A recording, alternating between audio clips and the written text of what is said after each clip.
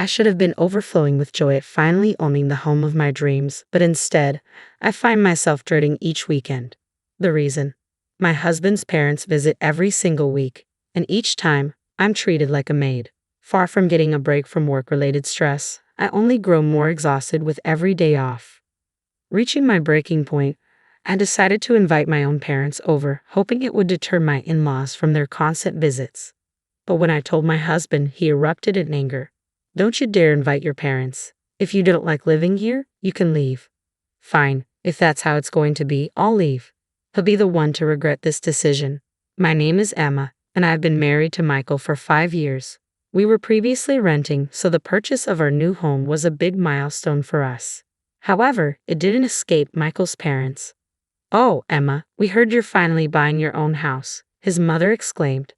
"Yes, that's right. If you need any help finding places, just let us know. We're more than happy to assist," she added. "Thank you. We might start visiting some open houses soon," I responded, though the idea of their continued involvement made me uneasy.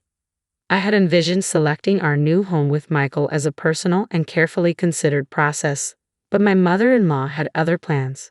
Just yesterday, she showed up unannounced with a brochure for a plot of land that's up for sale. "Emma, what do you think about this property? It's close to the subway station and has enough space for a duplex house." A duplex house? It dawned on me that they must be planning to move in with us. That's why she's been so involved in our property search, offering suggestions like, "It would be better to live near the subway to avoid walking too much," or, "A nearby supermarket would be so convenient."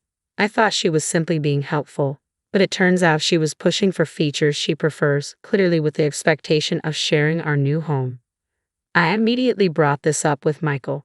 "Michael, your mother came over this afternoon with a brochure for a plot of land. It looks like she and your father might want to live with us." "Oh yeah, she did mention something like that," he replied. "What? You heard it from your mom? Why didn't you tell me something this important? I thought we'd discuss it once it was more finalized." "Do you have objections, Emma?"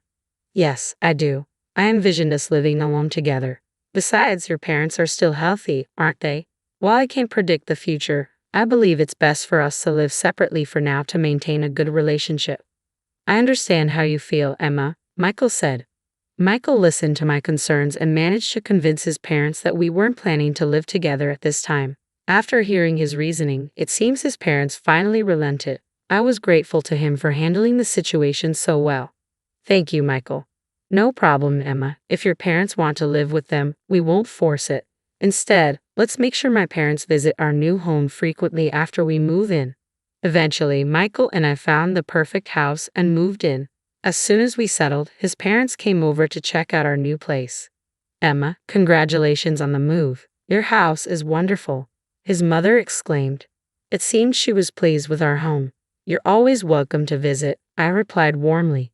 That evening, we all enjoyed a meal together at the dinner table. The following weekend, I suggested to Michael that we go shopping for living room decorations, but he seemed hesitant. "Can we put off the shopping for another time? Do you have plans for the weekend?" "My parents wanted to come over," I explained. "What?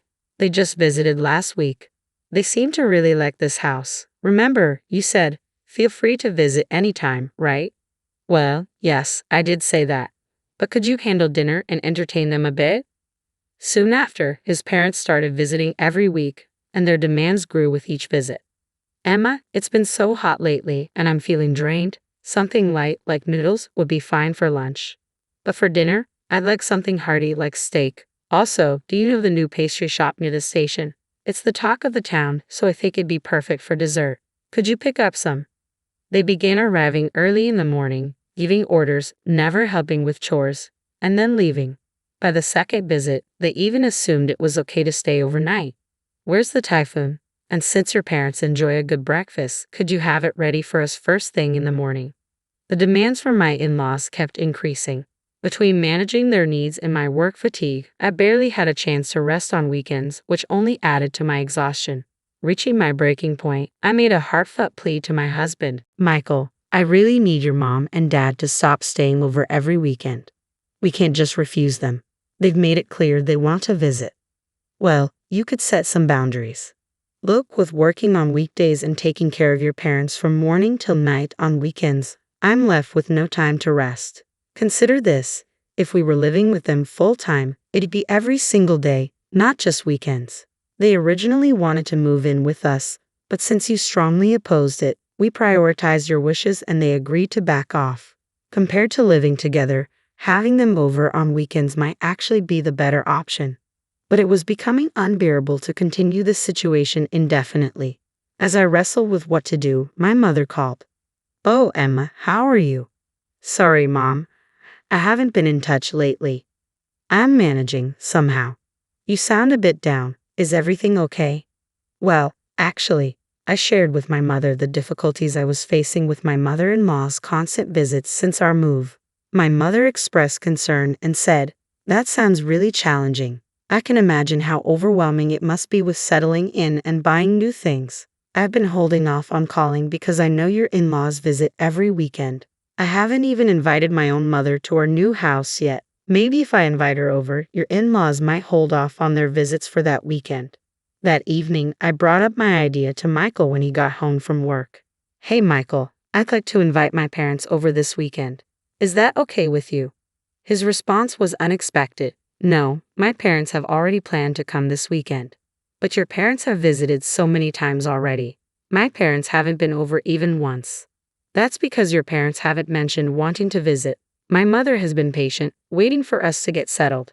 She's really eager to come." "Oh really? Well, then, how about scheduling your parents for when mine aren't coming? They've waited this long, they can wait a bit longer. Isn't it odd to always prioritize your parents, who are here so often? Can't your parents wait until next week?"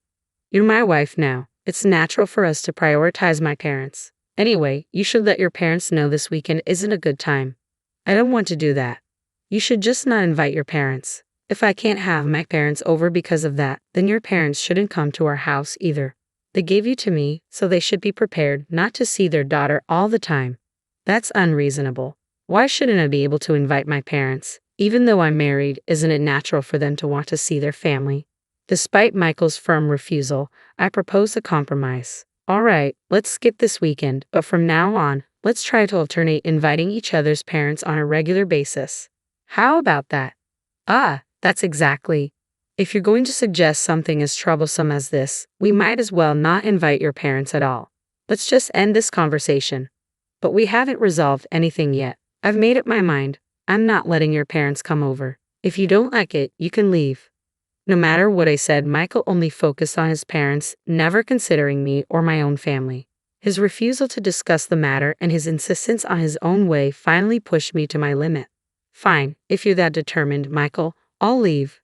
And when that happens, it'll be too late for regrets." "Regrets? What would I regret if you're gone? Just remember this: I won't accept any apologies. Don't come back asking to return." Leaving behind a Michael who was laughing loudly, I went home and shared what had happened with my parents. They agreed that Michael's stance was unreasonable, with my father particularly upset. "A person who can't respect their family is fundamentally flawed. I'm disappointed in Michael. You should stay here and not go back to that house." His words reassured me that I wasn't at fault. Feeling a sense of relief, I resolved to pursue a divorce. A few months later, I received a call from Michael. "Hey, how much longer are you planning to stay away? Have you forgotten what day it is?" "This Saturday." He spoke with a tone of urgency. "Oh, right, it's the day we were supposed to host your coworkers at our new house." "Yes, exactly. We've been planning this since we moved. Remember? But isn't your mother-in-law supposed to come that day? Why don't you tell your coworkers that my parents are visiting and cancel the gathering?" "There's no way I can do that. I've invited a new boss for my department, and canceling now could impact my future at work." "I don't care. You're the one who kicked me out, remember? Is this really the time to be arguing?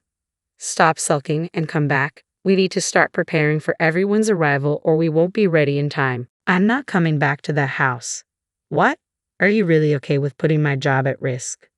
"I don't mind. I'm planning to leave you." "Leave? Are you serious?" "Yes, I've been considering it since I left the house and my parents agree with me." "Your parents too? They're as out of touch as you are." "Do whatever you want. I'll have my parents help with the preparations for hosting my coworkers. I don't need you anymore." You're going to regret this. That's what I should be saying. Goodbye. I ended the call abruptly. By now, Michael was probably frantically contacting his in-laws, scrambling to prepare for the office gathering. Since his in-laws had made themselves so comfortable, it was about time they faced some inconvenience. That problematic weekend, our home phone rang in the afternoon. When I answered, Michael's flustered voice came through. Why is Emma answering the phone? I was trying to reach my new boss. Why? Well, because this is my house. Emma's house. Don't tell me the new boss is Emma's father. Yes, my father used to work at Michael's company. He's been away from the main office for a few years as an advisor for a related company's new venture, but he's set to return to the main office next month and will be Michael's new boss. I knew about the internal announcement, but I couldn't reveal it until the embargo was lifted, even to Michael, my husband. I assumed he would figure it out when he saw the boss's name in the announcement, but it seems he didn't check it properly. Michael began to plead desperately. My mother has prepared expensive ingredients and fine alcohol, but no one is coming. When I contacted my colleagues, they said there was a huge commotion at the company because I didn't invite the new boss. If the boss doesn't come, no one else will. They've been asking me to convince my father to come and clear up the misunderstanding. Michael continued. Misunderstanding. It's not a misunderstanding. It's a fact. You said, don't ever invite my parents to our house, didn't you? I didn't know your father was my boss at the time. Then the situation is different now. That's a rather convenient excuse. I asked you repeatedly if you'd regret this, didn't I? Well, it's too late for regrets now. You're responsible for cleaning up your own mess. I hung up before Michael could respond. I informed my father about Michael's call, but understandably, my father had no intention of visiting. There's no need to go to the house of someone who disregards his own family. My father was even more enraged. My father is scary when he's angry. He was looking forward to using the expensive ingredients and alcohol he bought for today, but it seems all that effort was for nothing. The next day, Michael arrived at our house, looking pale and distressed. Emma, I'm sorry for everything I've done. Let's start over. Please come back home. Instead of me, who was staring at him in shock, my father spoke up. Start over. Do you even understand what you've done? Michael, looking pale, knelt before my father. Sir, I'm deeply sorry for my actions. I'm here to apologize. You've ignored my daughter for months and haven't even bothered to visit her. I didn't realize you'd be so unreliable.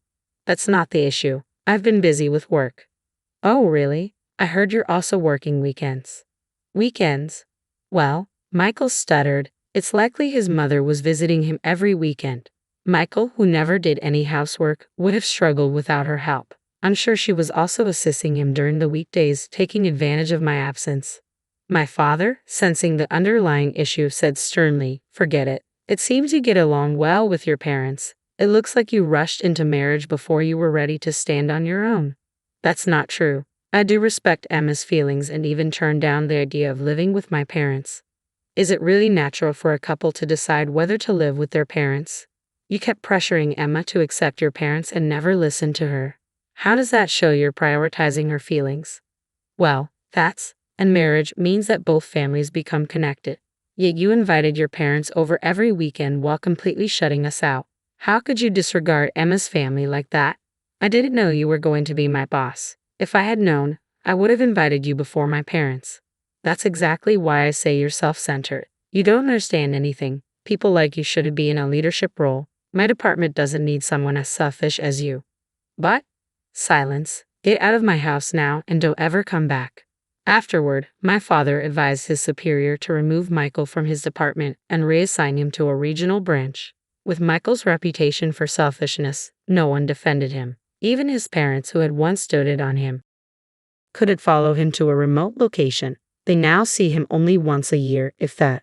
Meanwhile, I've been enjoying the comfortable life at my parents' house after finalizing my divorce with Michael. I focus on my work during the week and spend weekends with the people I love. Reflecting on my past, I appreciate my new freedom and the ability to live a normal, satisfying life. Moving forward, I want to cherish my parents and enjoy living at my own pace.